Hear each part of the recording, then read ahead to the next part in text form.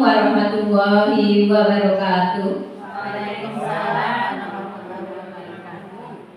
Yang terhormat Bapak Sekolah SMP Negeri 3 Bojong yang mewakili, dan yang saya hormati Bapak Ibu Guru dan tenaga administrasi SMP Negeri 3 Bojong yang saya banggakan. Puji syukur kita kehadirat Allah Subhanahu wa Ta'ala yang telah melimpahkan rahmat karunia-Nya, hidayah dan inayahnya di pagi hari yang cerah ini, sehingga di pagi hari ini kita bisa berkumpul dalam menyebarkan pemahaman dan penerapan pengalaman budaya positif di SMP Negeri 3 Bojong. Sholawat beserta salam tidak lupa kita hadiahkan kepada junjungan Nabi besar kita Muhammad Sallallahu Alaihi Wasallam dengan melafaz Allahumma sholli ala Sayyidina Muhammad wa ala ali Sayyidina Muhammad. Semoga dengan banyak sholawat di yaumil akhir kelak kita mendapat syafaatnya. Baiklah Bapak Ibu Guru, perkenalkan ya, saya di sini Susiana, calon guru penggerak angkatan 10 dari SMP Negeri 3 Bojong, akan menyampaikan pemaparan materi, menyebarkan pemahaman dan penerapan pengalaman budaya positif. Kita ice breaking dulu ya Bapak Ibu, mohon semuanya untuk berdiri dulu. Siap Bapak Ibu? Siap. Kuncinya kayak gini ya Bu ya, tangan ke atas, gapai impian, tangan ke samping, rangkul teman, ya, tangan ke depan, fokus tujuan, tangan kanan, tepuk tangannya silakan ya. 1, 2, 3, tangan ke atas, gapai impian, tangan ke samping, merangkul teman, tangan ke depan, fokus tujuan, tangan didekatkan, bertepuk tangan, tangan ke atas, gapai impian, tangan ke samping, merangkul teman, tangan ke depan, fokus tujuan, tangan didekatkan, bertepuk tangan. Tepuk tangan untuk kita semua. Kita awali dulu dengan kesepakatan deh Bapak Ibu. Katanya apa saja Bu? Yang pertama, menjadi pendengar yang baik. Ada yang mau menambahkan? Menghargai pendapat orang lain. Ada lagi yang mau menambahkan? Tidak boleh ngantuk. Angkat tangan apabila akan bertanya. Angkat tangan apabila bertanya ya. Sepakat dengan kesepakatan forum diseminasi sekarang?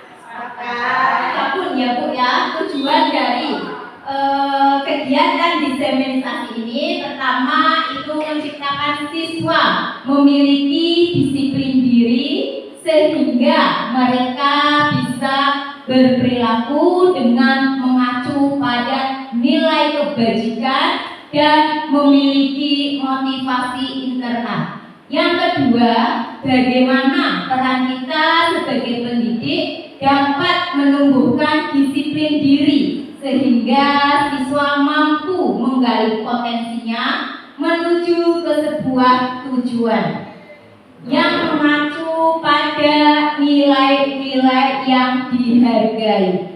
Yang ketiga, bagaimana pendidik menumbuh kembangkan budaya positif dalam mewujudkan karakter profil pelajar Pancasila. Seorang guru yang baik itu harus memiliki kemampuan dalam mewujudkan budaya positif, dapat menerapkan, menjalankan konsep-konsep inti. Konsep-konsep inti inti pada budaya positif ini ada 6 subbab ya. Pertama, subbab disiplin positif dan nilai-nilai kebajikan universal. Yang kedua, teori motivasi hukuman dan penghargaan restitusi. Yang ketiga ada nanti keyakinan kelas. Yang keempat ada kebutuhan dasar manusia.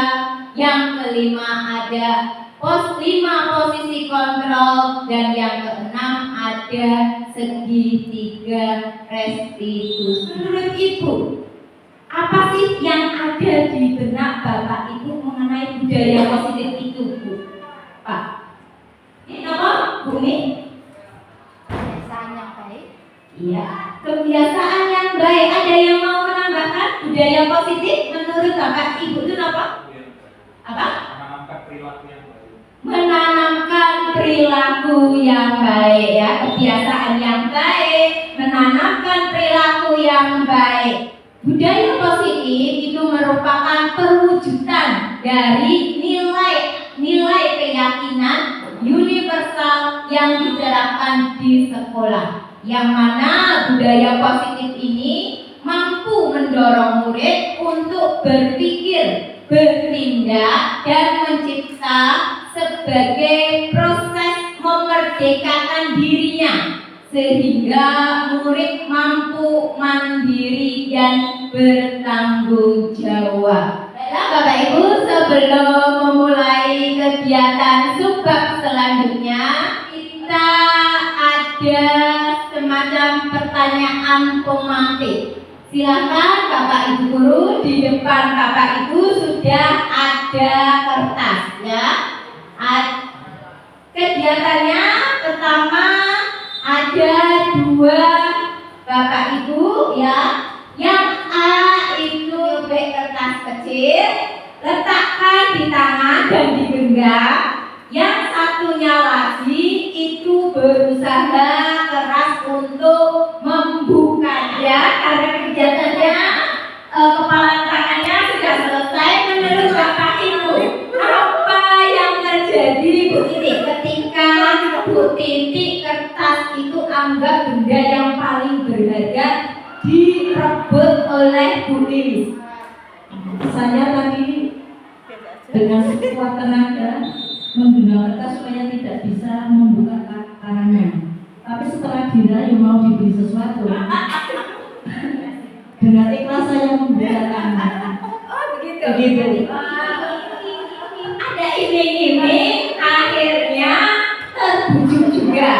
Terus kalau Mas Al, Mas Harjo yang pegang tangan. Saya pegang dengan erat, kencang sekali. Terus tangan saya diremas dengan kekuatan yang tinggi. Akhirnya saya pun kalah, terlepas Bu, tidak bisa mempertahankan kertas itu, barang yang berada di tangan Bu. Terima kasih. Dari jawaban Bapak Ibu guru semuanya ya, bahwa ya jawabannya tadi bervariasi ya, tapi kesemuanya kok terlepas. Tidak ada yang teguh pendirian ini ya. Ada yang teguh pendirian oleh kertasnya. Oh Buno, kenapa itu Buno? Tak ada yang berlawanan. Kalau Bumi dilepas atau dipegang kuat? Dilepas. Alasannya apa Pak dilepas? Kasihan. Kita punya sesuatu ya, punya tujuan, itu pasti ada motivasinya ya. Yang dipegang itu jadi semuanya itu tergantung kontrol kita Bapak Ibu. Itu jenengan mau membuka, entah itu mau tetap menggenggam erat, itu semuanya tergantung dengan kebutuhan dasar kita. Nah, kebutuhan dasar apa sih yang ada pada diri kita, kenapa kita sampai mempertahankan itu, akan kita bahas di subbab selanjutnya. Tentang teori kontrol menurut Dr. William Glasser, beliau meluruskan beberapa miskonsepsi tentang makna kontrol. Yang pertama, ilusi guru mengontrol murid. Ini menggambarkan bahwa guru itu sebenarnya tidak bisa mengontrol murid, ya. Dia akan patuh dan tunduk karena kita yang mengontrol, bukan dari dirinya yang membuat kepatuhannya dia, kebaikannya dia itu hanya nanti bersifat jangka pendek, tidak jangka panjang. Selanjutnya, ilusi bahwa semua penguatan positif itu efektif dan bermanfaat. Sama juga, ilus penguatan positif itu juga tidak bisa mempertahankan budaya positif dalam jangka panjang anak, hanya pada jangka pendek. Selanjutnya, ada ilusi kritik dan membuat rasa bersalah mampu menguatkan karakter. Kalau ini malah justru kritik dan rasa bersalah itu akan membuat siswa justru semakin apa? Rendah diri, ya, semakin tidak pede dan membuat identitas gagal pada anak. Selanjutnya yang keempat, ilusi bahwa orang dewasa berhak memasak. Itu pun juga tidak efektif dalam menciptakan disiplin untuk murid. Selanjutnya, perubahan paradigma tentang stimulus respon, teori kontrol atau teori pilihan. Siapa sesungguhnya yang memiliki kontrol? Seperti tadi di pertanyaan pemantik bahwa kontrol itu tergantung diri kita. Menurut Stephen R. Covey bahwa stimulus respon itu kita mencoba mengubah orang agar berpandangan sama dengan kita. Kalau teori kontrol, kita berusaha memahami pandangan orang lain tentang dunia. Yang kedua, perilaku buruk dilihat sebagai suatu kesalahan. Untuk teori kontrol, semua perilaku memiliki tujuan. Saya bisa mengontrol orang lain. Teori kontrol mengatakan Anda tidak bisa mengontrol orang lain. Stimulus respon berpikir model menang kalah. Kalau teori kontrol berpikir menang dan menang. Selanjutnya tentang subbab disiplin menurut Bapak Ibu itu apa nggih?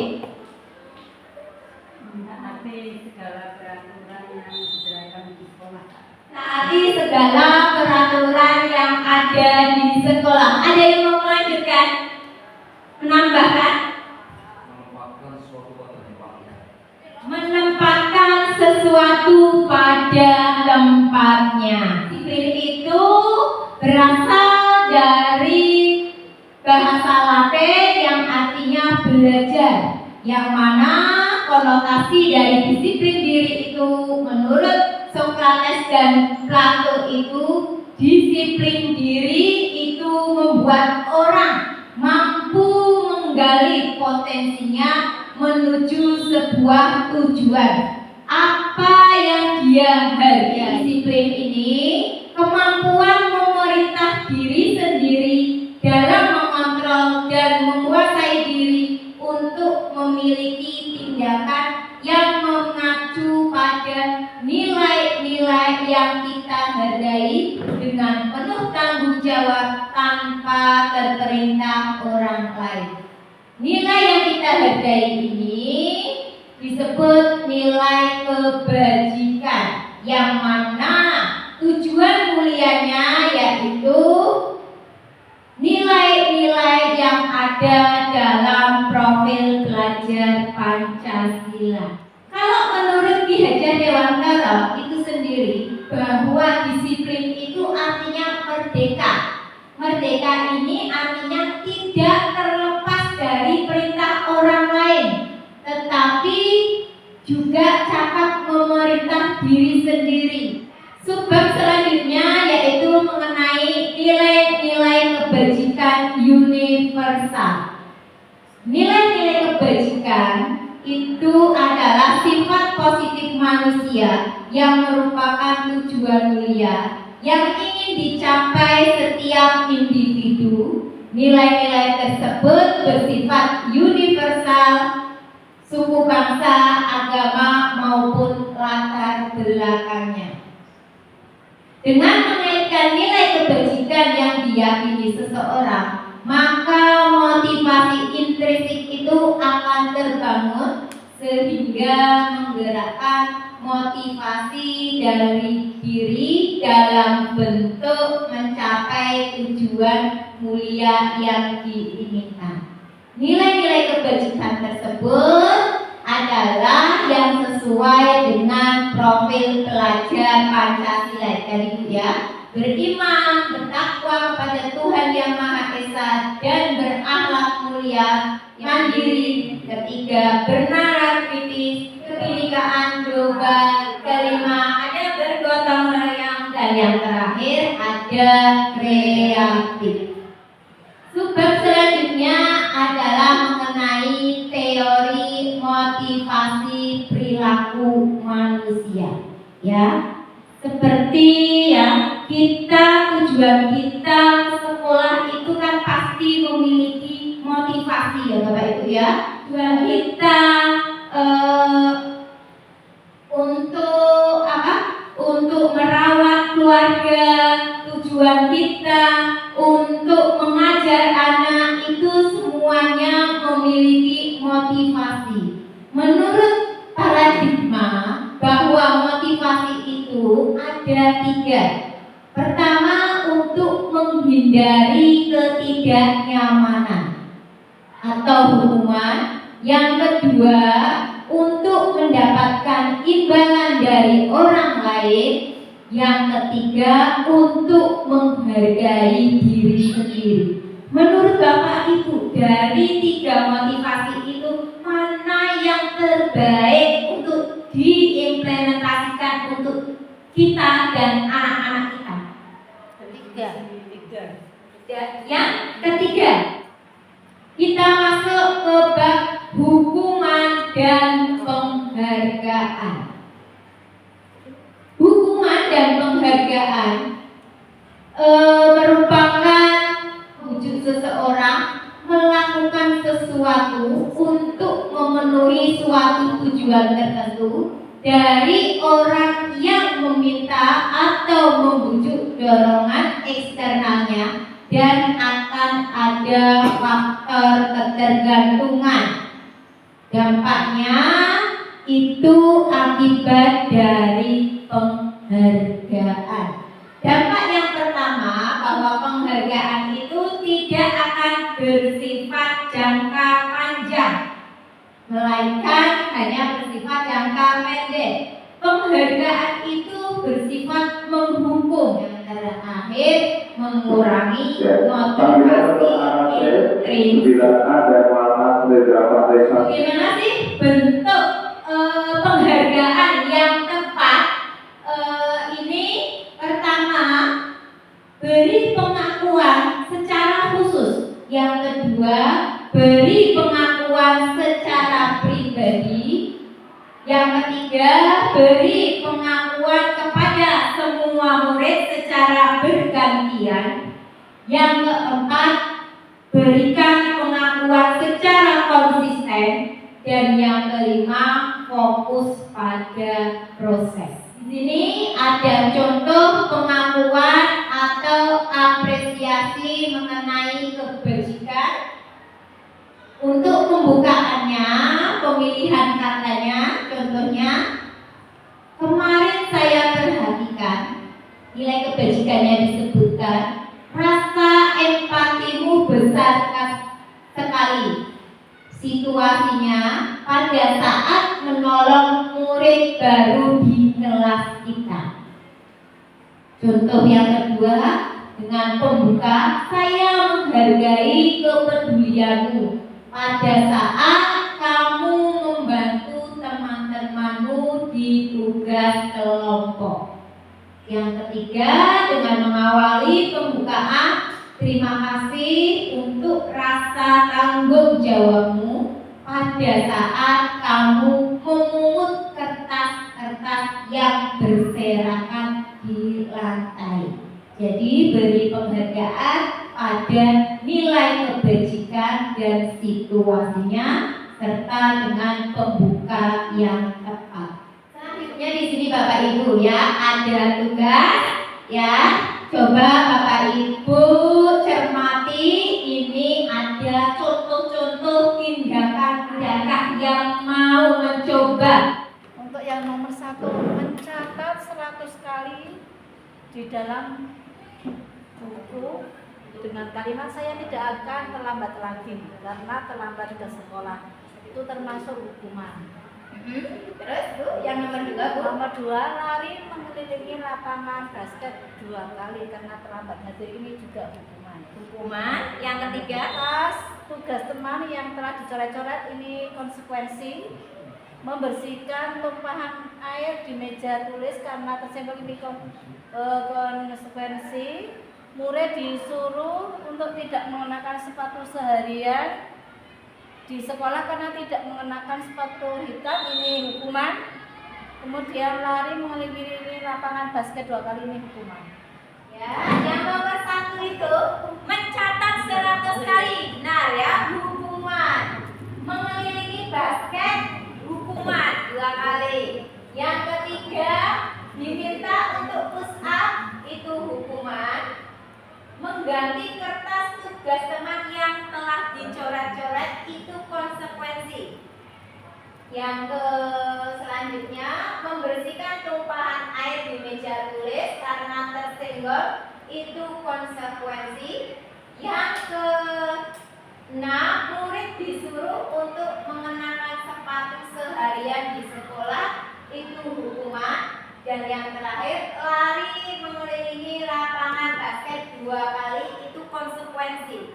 Ini kan karena ada aturan nih, kesepakatan antara guru olahraga dan murid. Jadi itu sebuah peraturan.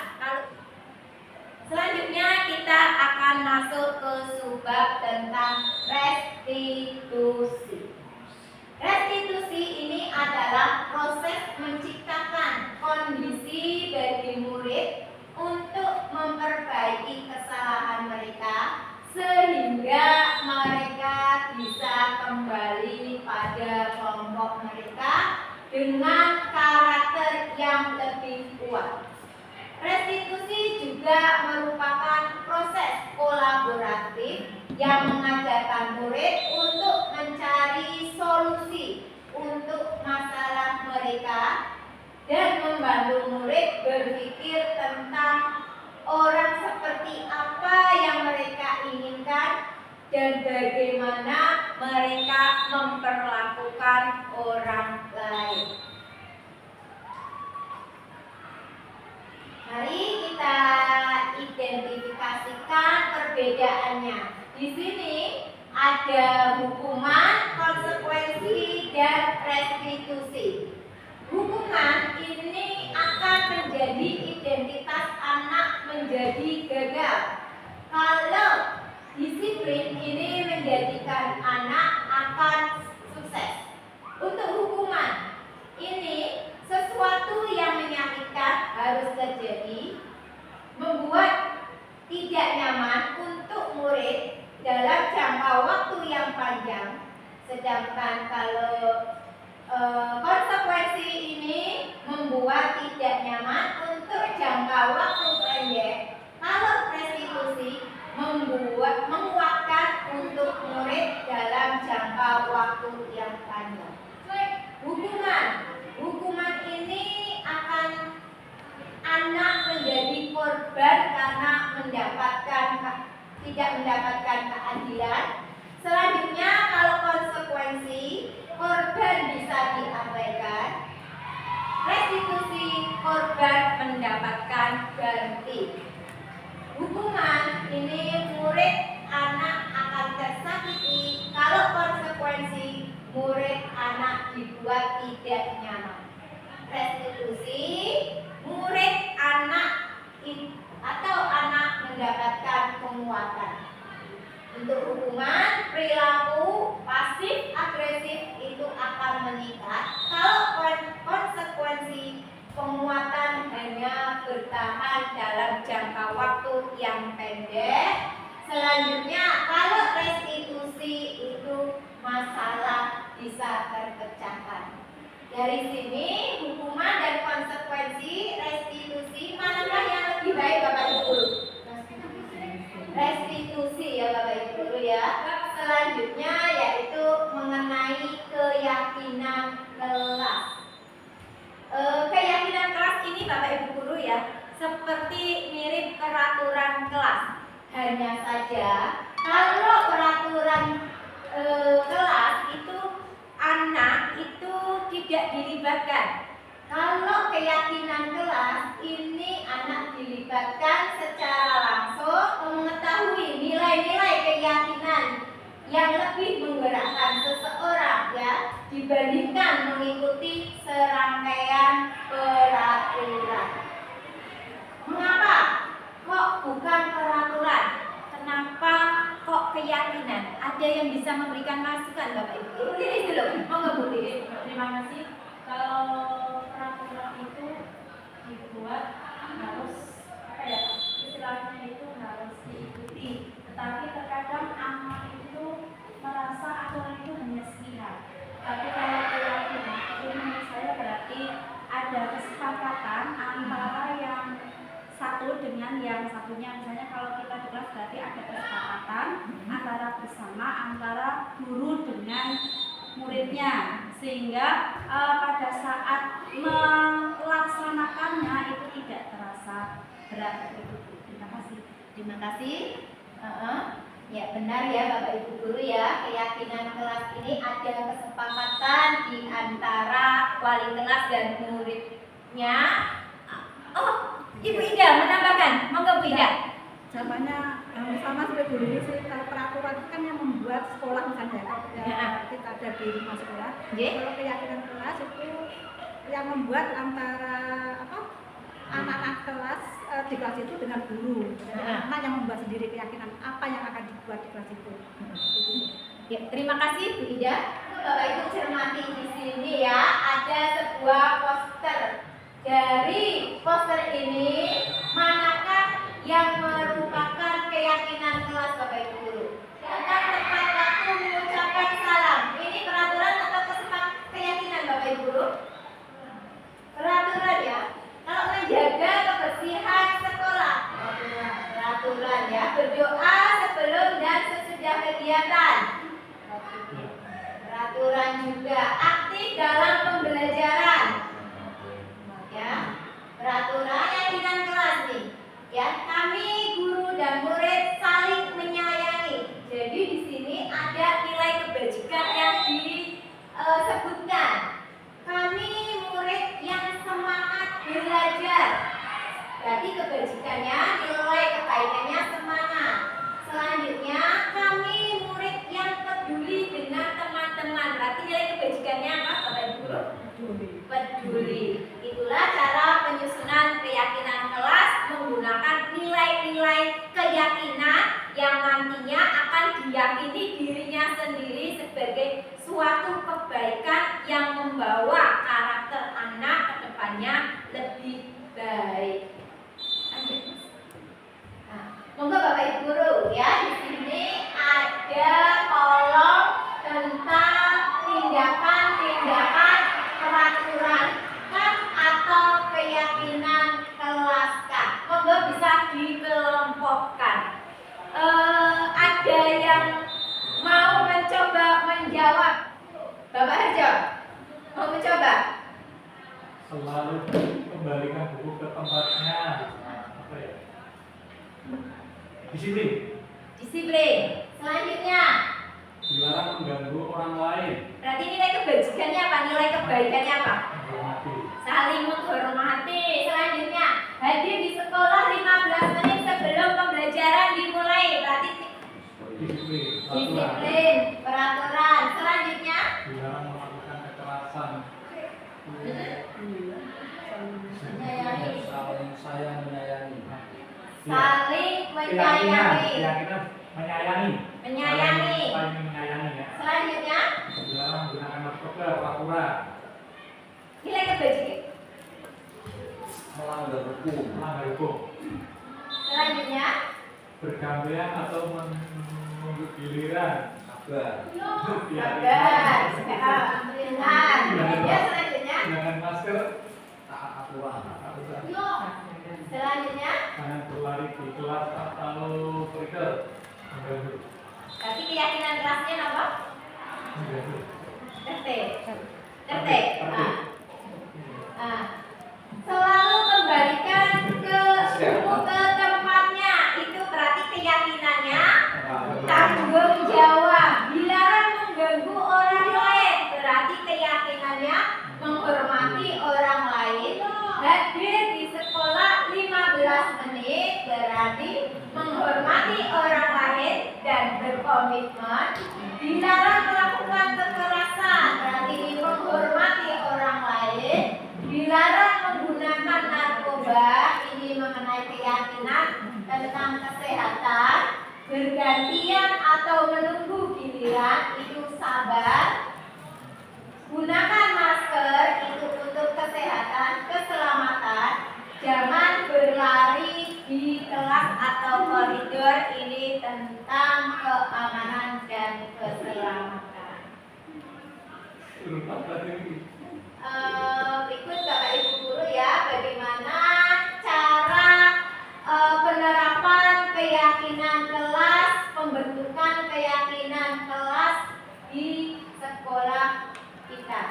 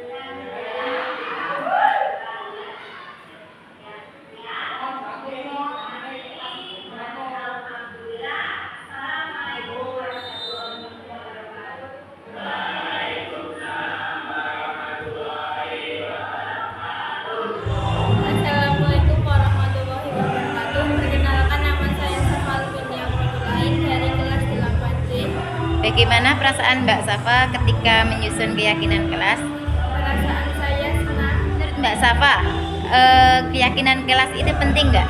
Penting Mengapa penting, Mbak? karena membuat kita lebih baik. Assalamualaikum warahmatullahi wabarakatuh. Bapak Ibu, masih semangat kan? Asik. Kalau saya bilang SMP Negeri 3 Bojong, jawabnya apa? Jaya. Nah, kita mulai ya Bapak Ibu guru ya. SMP Negeri 3 Bojong? Jaya. SMP Negeri 3? Jaya. Jaya. Jaya. Baiklah kita es breaking dulu Bu ya, bersuntuk ya Bu ya. Ngantuk, masih ngantuk. Ngelih. Ya kita es breaking dulu, berdiri semuanya Bapak Ibu guru.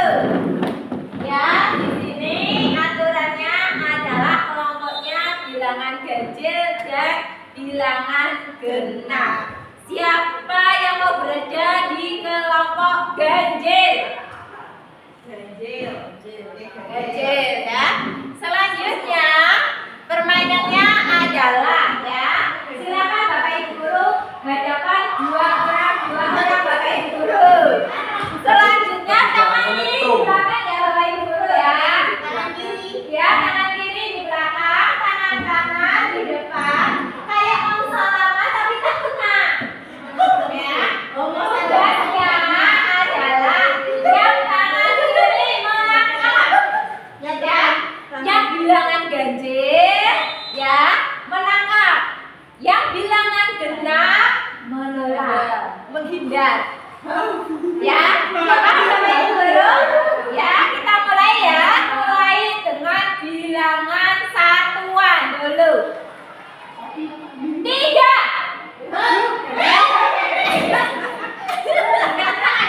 Ganjil genap pori kabeh. Mulai berarti yang kedua tentang bilangan puluhan.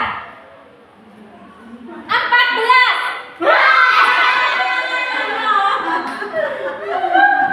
Kita mulai bilangan selanjutnya, fokus Bapak Ibu guru, bilangan ratusan. 100. Amat.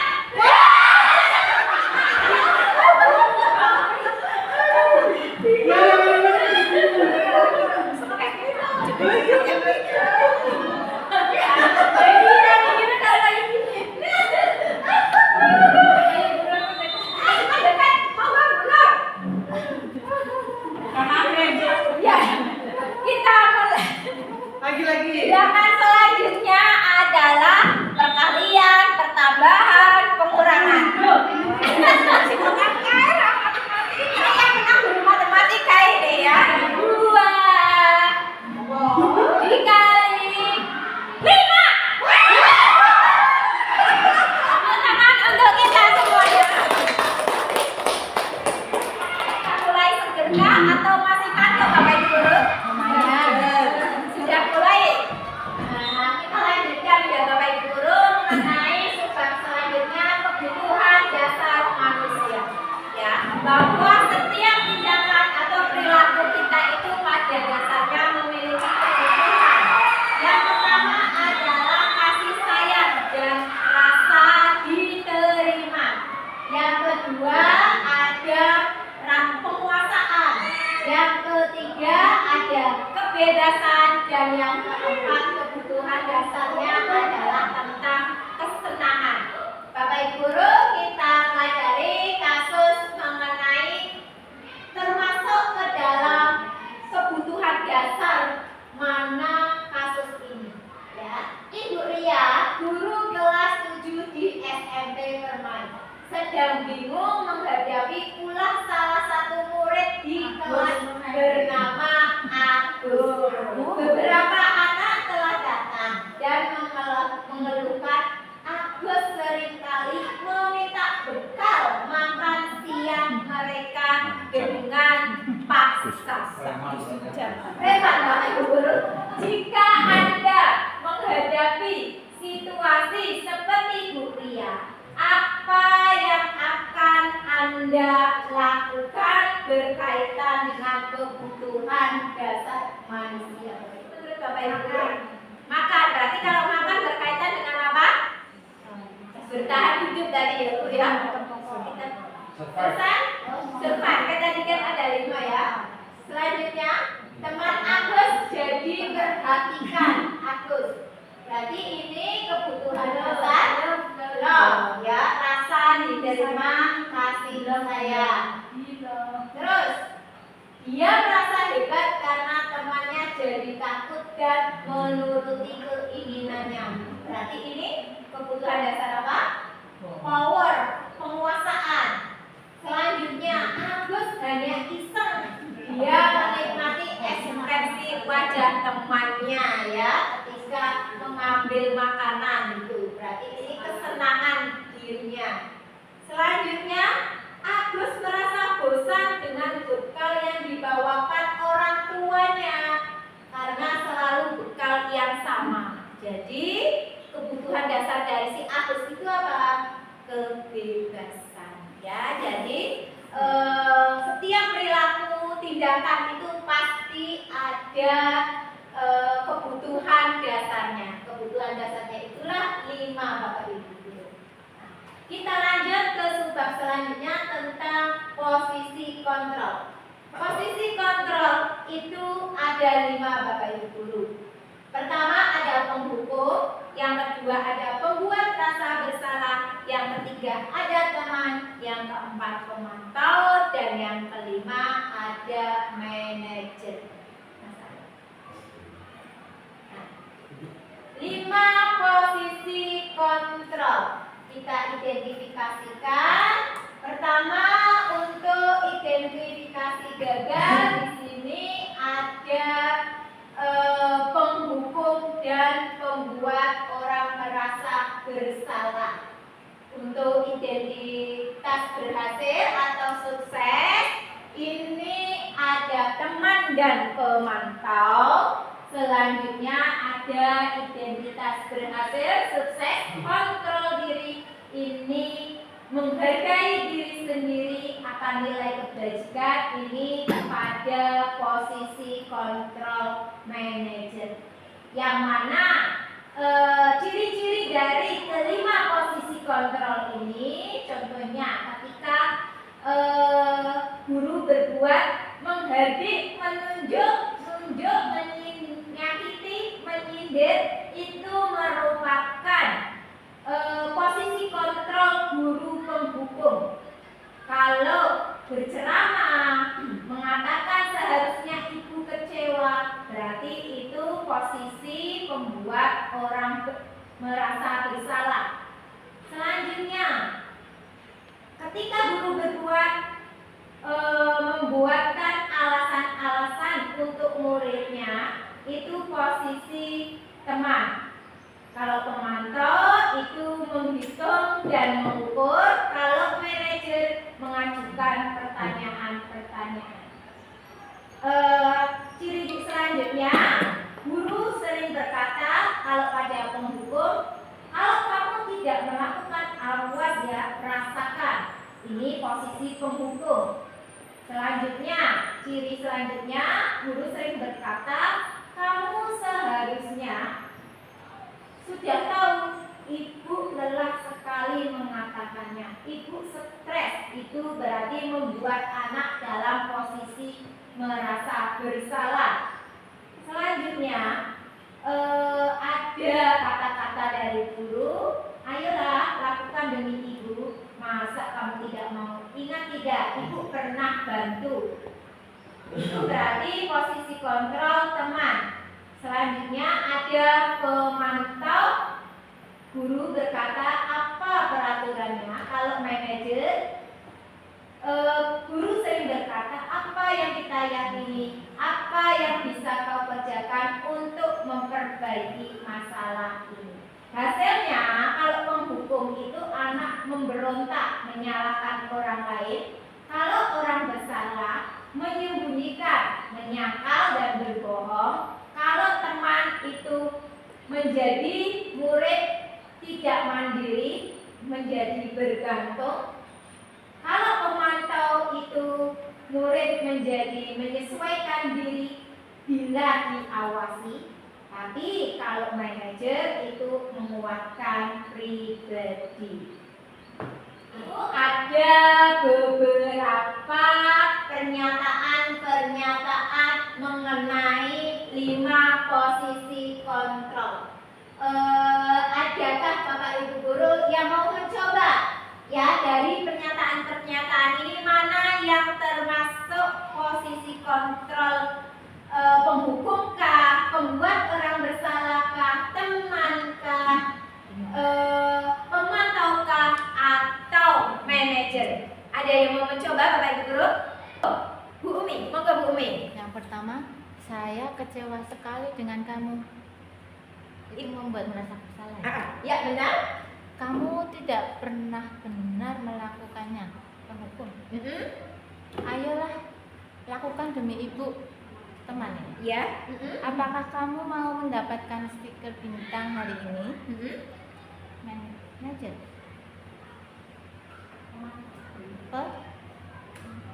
Pemantau. Selanjutnya. Bagaimana kamu bisa menyelesaikan masalah ini, manajer? Terus ada Kamu selalu yang paling terakhir, penghukum. Ya, beri tepuk tangan untuk Ibu Umi.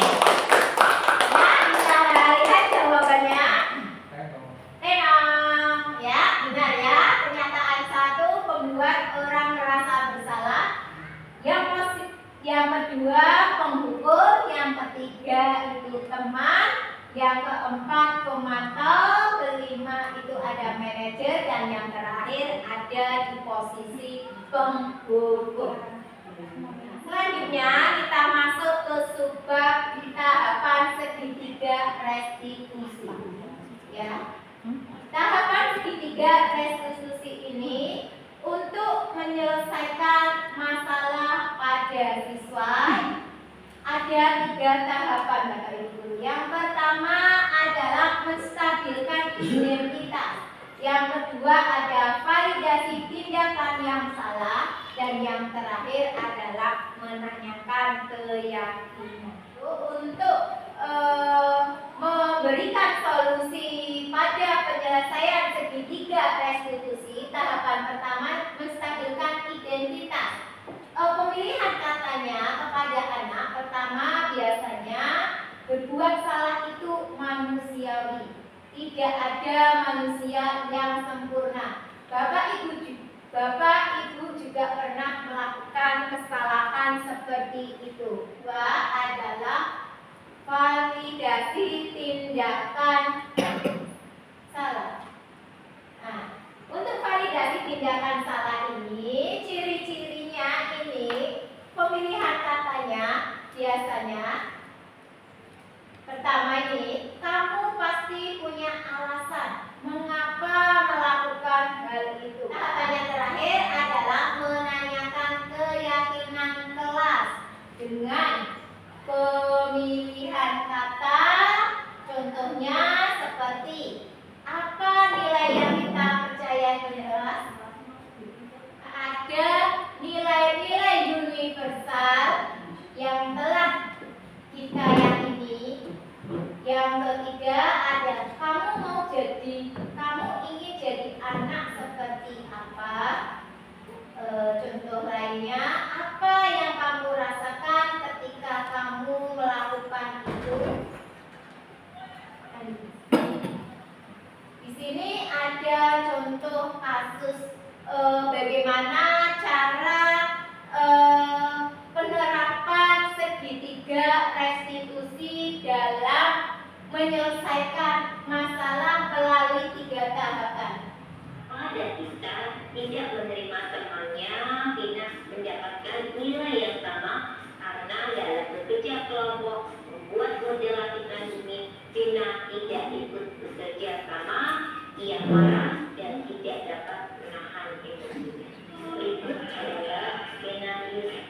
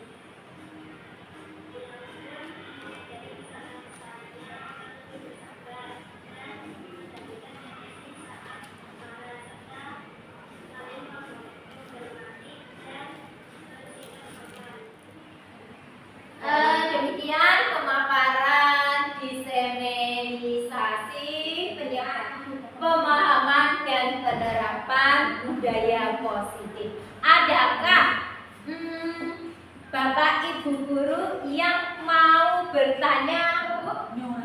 Ya, terima kasih atas waktunya. Saya masih bingung Bu dalam menstabilkan identitas. Coba bisa lebih dijelaskan lagi dalam rangka menstabilkan identitas. Menstabilkan identitas ini merupakan langkah dari segitiga restitusi yang pertama. Ini dimulai dari kita misalnya memanggil anak, ketika itu kita jangan punya kita dulu, jangan dipenuhi, tapi kebutuhan anak dulu. Contohnya dengan ditanya dulu, dengan pemilihan kata kepada siswa, contohnya seperti kayak gini Bu. Ibu tidak tertarik siapa yang salah atau siapa yang benar. Ibu di sini hanya ingin mencari solusi. Contoh lainnya kalimatnya wajar, setiap manusia itu pasti memiliki kesalahan. Nah, itu dengan pemilihan kata-kata kayak gitu, anak itu ketika melakukan kesalahan tidak langsung merasa dirinya itu rendah diri dan bahkan nanti sampai malahan menjadi siswa yang lebih buruk. Tetapi di sini malahan kita justru mengangkat anak itu dari posisi gagal menjadi posisi yang lebih baik. Begitu Bu.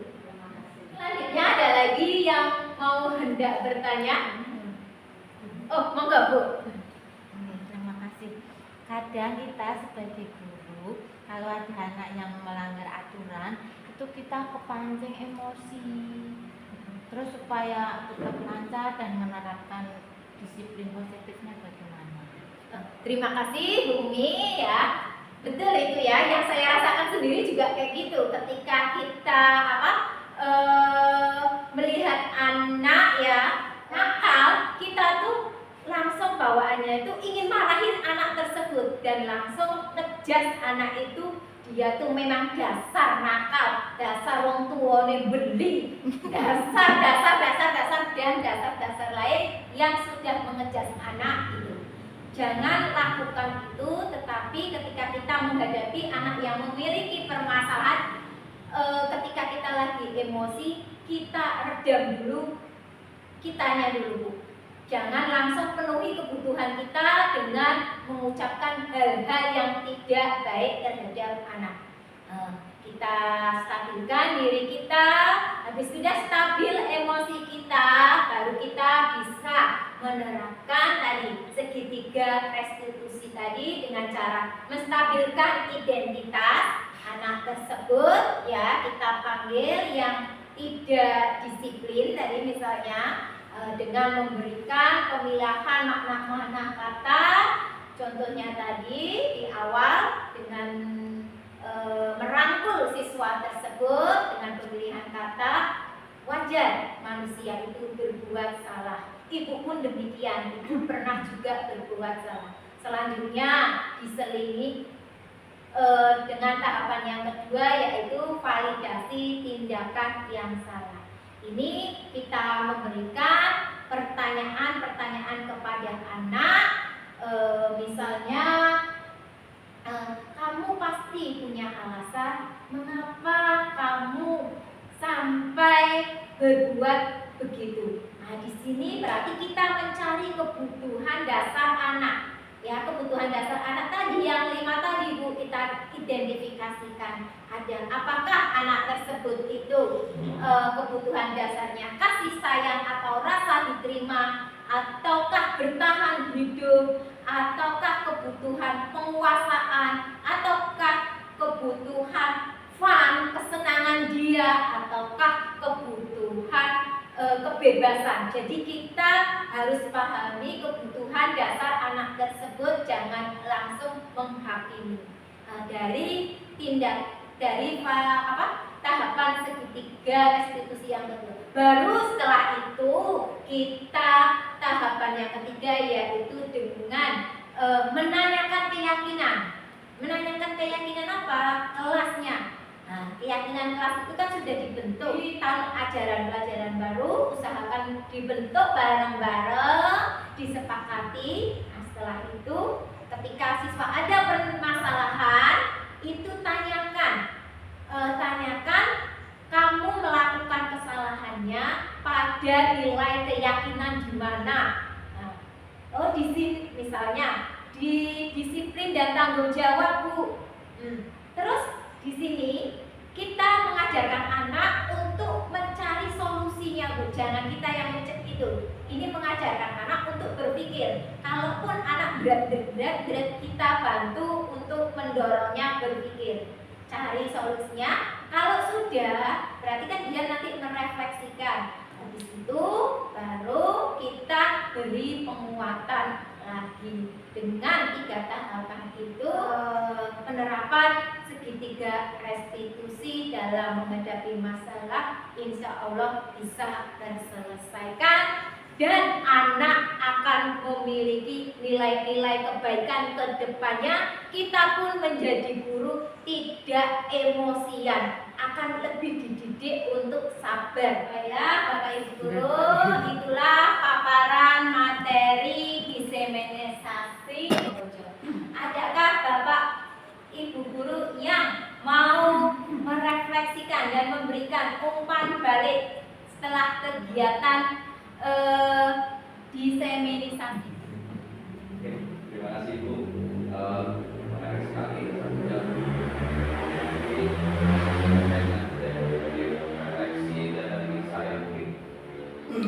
Ternyata selama ini yang kita lakukan, yang saya lakukan khususnya memberi rumah itu ternyata kurang pas untuk siswa, atau bagi siswa mungkin sudah kurang pas. Dari pemaparan hari ini berarti saya sendiri belajar ada hukuman yang lebih baik untuk siswa supaya menjadi lebih baik lagi dari belajar dari kesalahan. Terima kasih atas refleksinya. Beri tepuk tangan untuk Bapak Gede. Ada yang mau menambahkan atau memberikan tanggapan umpan balik atas kegiatan hari ini? Terakhir materi destinasi ini sangat menarik sekali bagi saya, karena itu menambah wawasan bagi kita semua bagaimana cara kita untuk bersikap melayani murid, istilahnya jika mereka mengalami kendala atau kesalahan, sehingga kita tidak serta-merta menghubungi mereka. Mungkin sebelumnya juga saya sama seperti Pak Edi, seringnya mungkin berhubung atau terkadang membuat rasa bersalah. Tapi ada kalanya saya juga seperti tenang, tapi ternyata juga itu tidak membuat anak itu kondusif ya.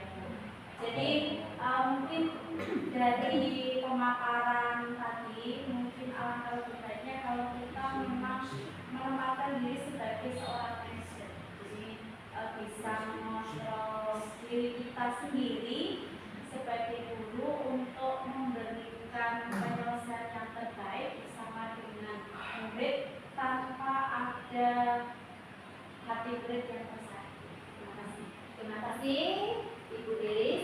Penerapan program disiplin positif, hendaknya guru itu memiliki standar kepribadian sosial, emosional, dan profesional serta sosial yang baik, di mana guru itu mampu merefleksikan dirinya dalam posisi kontrol sebagai among atau manajer, yang mana nantinya dapat menuntun muridnya menjadi insan yang mandiri, merdeka, dan bertanggung jawab. Sedemikian pemaparan diseminisasi, penyebaran pemahaman dan penerapan budaya positif.